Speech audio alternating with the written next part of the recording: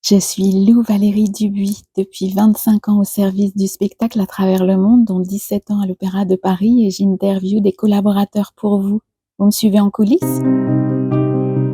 Aujourd'hui, dans l'Hume Artiste, je reçois Bernard Conant, responsable d'atelier déco à l'Opéra national de Paris.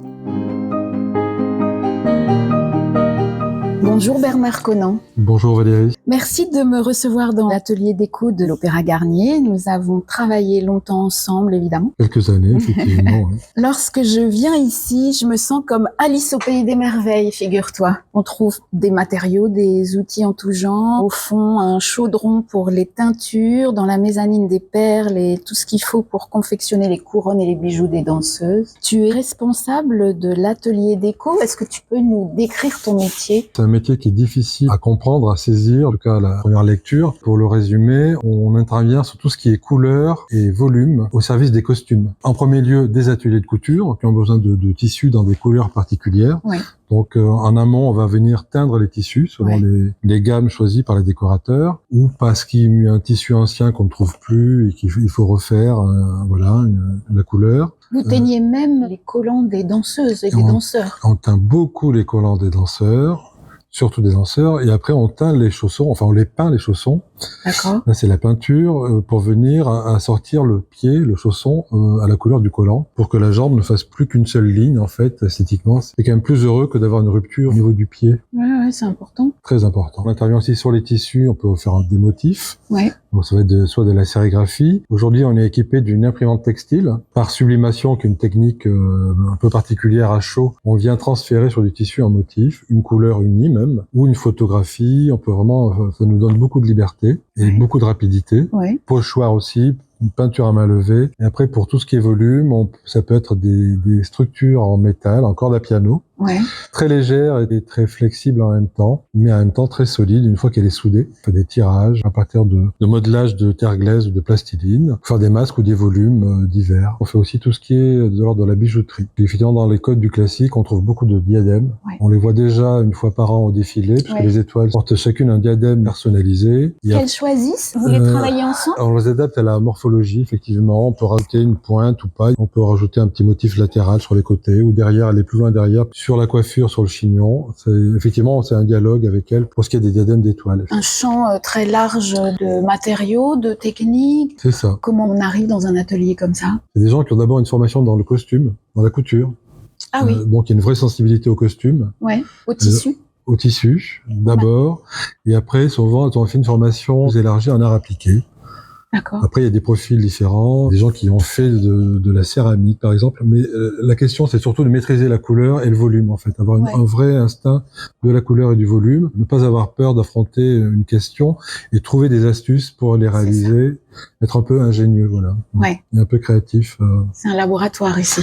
Il y a une grande partie sur des créations, quand on nous fait des demandes un peu bizarres parfois, il faut être effectivement de l'ordre du laboratoire. On cherche, et on trouve, idéalement. C'est ça, le secret du savoir-faire. Est-ce qu'il y a eu un déclic pour toi? C'est une grande réflexion. À une époque, je voulais être vraiment dans la mode, sans avoir vraiment de formation de cursus scolaire. J'avais abandonné un peu précipitamment. Mais je dessinais beaucoup dans mon coin. J'avais envoyé quelques dessins à Jean-Paul Gaultier. J'ai essayé d'avoir des contacts. Et puis, j'ai passé dans ma petite ville natale, presque, de Villeneuve-sur-Lot, une compagnie qui cherchait un costumier. Alors, c'est une chose qui m'avait jamais traversé l'esprit. Pourtant, j'avais une grande sensibilité, je pense, à la scène à travers des grands chanteurs, des vedettes qui mélangeaient un peu spectacle et showbiz, comme David Bowie, des gens qui avaient un univers. C'était la seule approche que j'avais vraiment du costume. Et donc, ils cherchaient pour le 31 décembre, ils voulaient faire une belle de Cadix, à la façon du Châtelet, aux grandes heures du Châtelet, avec le grand caisson lumineux au-dessus du théâtre local, avec une grande affiche, il y avait marqué 50 choristes, 50 danseurs, etc. Grande ambition. Tout ça sans argent, absolument,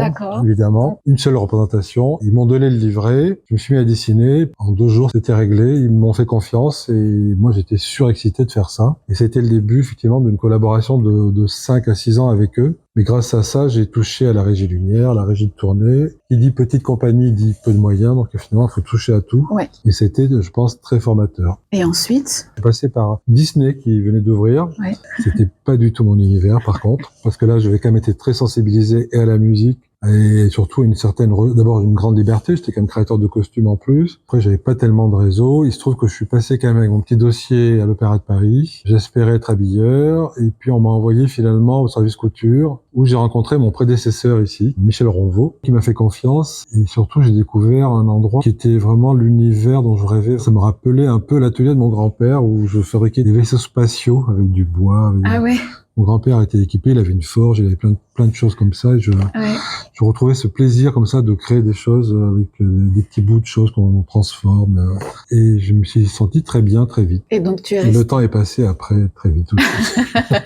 Ouais. À quel moment dans une production tu interviens? Pour ce qui est d'une création, idéalement, on a des maquettes qui arrivent, on rencontre un décorateur suffisamment en amont quand même. Ouais. Le créateur de costumes, on va dire. D'accord. Qui se présente avec des maquettes, avec un projet, des attentes, peut-être une gamme de couleurs ou des matériaux dont il a envie ou dont il ne sait pas très bien comment les traduire, quelle technique utiliser. Donc on doit faire des propositions, des prototypes. Une fois que ces prototypes sont validés, on met en place une équipe, des matériaux qu'il faut rassembler pour pouvoir œuvrer dans un délai effectivement qui est donné, puisqu'il existe un planning très précis avec des dates de répétition, de livraison des costumes et une première qui est actée dans un calendrier et à laquelle il faut être absolument prêt. Tu vois le résultat de ce que vous avez fait à quel moment? La Générale Piano? La première scène orchestre, en fait, les lumières sont à peu près faites, parce que pour nous, les lumières, c'est très important. Bien sûr. Là, on est un peu fixé quand même sur ce qui nous attend, est-ce qu'on peut se détendre ou pas, voilà. Ouais, c'est ça. Quelle est la plus grande appréhension que tu peux avoir? L'énorme tuile qui peut se produire pendant une création? Je touche du bois. Ça n'est jamais arrivé. Ça n'est jamais arrivé, mais il y a eu des moments d'angoisse. Le vrai facteur, c'est le temps, effectivement. Ouais. Où d'un coup, on dit on n'aura pas le temps, on va pas y arriver. Et finalement, on y arrive. Carrément, le temps... Le temps pour la créa, c'est déjà arrivé. L'année dernière, pour tout dire, c'était une recréation du Sacre du Printemps, de Nijinsky, pour lequel on a repeint tous les costumes. Oui. Et je crois que même toute l'équipe commençait à douter de notre capacité à y arriver. Mais finalement, le temps aussi joue, c'est-à-dire que tout le monde a acquis une dextérité au fur et à mesure, jour après jour. Et finalement, c'était exponentiel et tout le monde a accéléré naturellement. Ah oui. Et on est arrivé pile poil au jour J.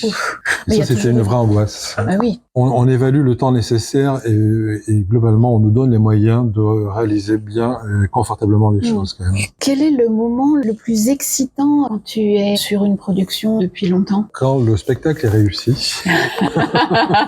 Parce qu'on est un petit maillon de la chaîne, il y a beaucoup de gens qui prennent des risques. Ce sont des créateurs, des chorégraphes, des compositeurs, des décorateurs, et nous, on participe de ça. Que tout le monde se rencontre et que la rencontre avec le public a lieu. Ça, c'est un vrai grand bonheur. Ce métier, selon toi, est-il bien rétribué, valorisé? Le moteur premier, quand on travaille à l'opéra, c'est pas pour le salaire. Les gens qui sont ici sont des gens d'abord passionnés, qui aiment profondément leur métier. C'est mon cas, c'est le cas de mes collègues. En tout cas, pour ceux avec qui je travaille au quotidien, ils sont tous très passionnés. Ils donnent 200% de ce qu'on leur demande. Comme on peut demander, par exemple, à un danseur ou une danseuse, quel rôle tu aimerais incarner? Qu'est-ce que tu aimerais réaliser dans ton atelier que tu n'as pas encore réalisé? Moi, il y a un point d'or qui était la création du casse-noisette de Tcherniakov. Où on a relevé un défi colossal, c'est-à-dire en 2 mois et demi, de réaliser 22 jouets géants en volume. En plus de tout le reste, c'était une vraie gageure que je crois on a réussi. Je dis on parce que c'est vraiment une équipe. Moi, j'ai pris le risque au nom d'une équipe qui a existé après. Au-delà de ça, il paraît difficile d'envisager quelque chose qui aille plus loin que ça, parce que c'était vraiment un défi, vraiment un vrai défi. Donc, est-ce que je peux rêver d'un défi plus grand que celui-là? Peut-être. En vrai, c'est l'histoire d'une rencontre entre un metteur en scène, en l'occurrence, qui demande l'impossible, et c'est là où c'est quand même, il y a une forme d'excitation quand même. Un challenge. Donc effectivement, tout ce que je peux souhaiter, c'est de croiser encore des créateurs qui imaginent l'impossible et d'essayer de les accompagner vers l'impossible, et pour rendre les choses le plus possible. Là, c'est un espèce de pléonasme absolu.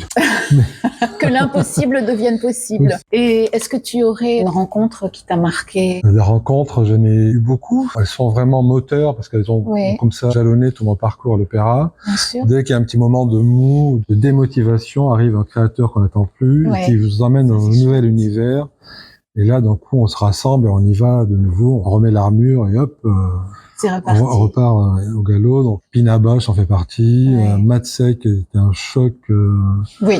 culturel, émotionnel intense. Il est venu plusieurs fois et chaque fois ça se renouvelle et c'est merveilleux. Jiri Kilian, je ne saurais quoi dire tellement je vénère cet homme et tout ce qu'il a pu apporter à la danse d'abord et à moi plus personnellement à travers ses spectacles. Oui, oui, oui. Voilà, c'est une vraie rencontre, c'est un vrai bouleversement. Crystal Pite était une rencontre extraordinaire oui. aussi. Parce que c'est souvent une rencontre d'abord humaine. Oui. En plus d'être artistique, on est touché au cœur. Donc, quand les deux sont réunis. Donc là, la passion qu'on a pour notre métier prend tout son sens parce que effectivement, humainement, on a écouté et en plus on le ressent au niveau du public, c'est-à-dire que le public est lui-même touché au cœur.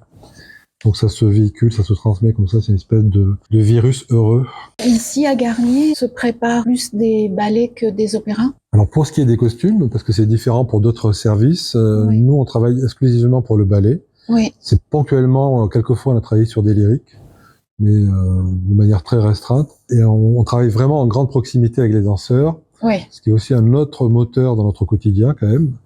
Parce que si moi j'ai commencé à travailler dans l'art lyrique, j'ai découvert la danse ici, et j'avais beaucoup d'a priori.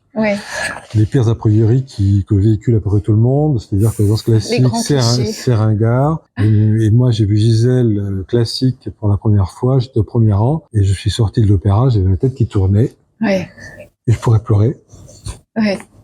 On voit l'émotion qui monte là encore. On va laisser passer l'émotion. Ce qu'on appelle une rencontre.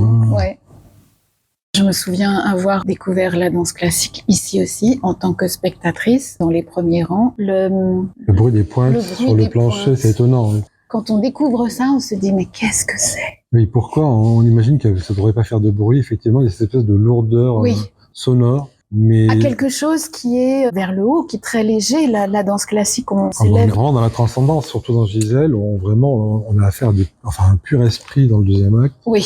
Il n'y a plus d'apesanteur du tout. Mais la danse a quand même cette magie qui, à mon avis, dépasse pour moi toutes les émotions de spectacle possibles. Quand c'est réussi, c'est absolument fabuleux. Donc, je suis un grand défenseur de la danse et j'aime beaucoup le rapport des danseurs au quotidien. Je pense qu'on est proche du sacerdoce quand même. Oui. Et que cette vie d'effort et de discipline au quotidien, ça permet nous-mêmes d'abord de supporter des problématiques personnelles. On voit quand même des gens qui sont toujours dans l'effort, qui jamais dans la plainte, très peu. Et donc c'est quand même très porteur dans le quotidien. Ça permet quand même de regarder devant et d'avancer. Ouais, vraiment. Eh ben, on va continuer à avancer. Mais avançons. Merci Bernard de m'avoir reçu et d'avoir répondu avec autant de sincérité. Merci Valérie de te pencher sur notre petite histoire et notre petit univers qui j'espère rayonne au plus large.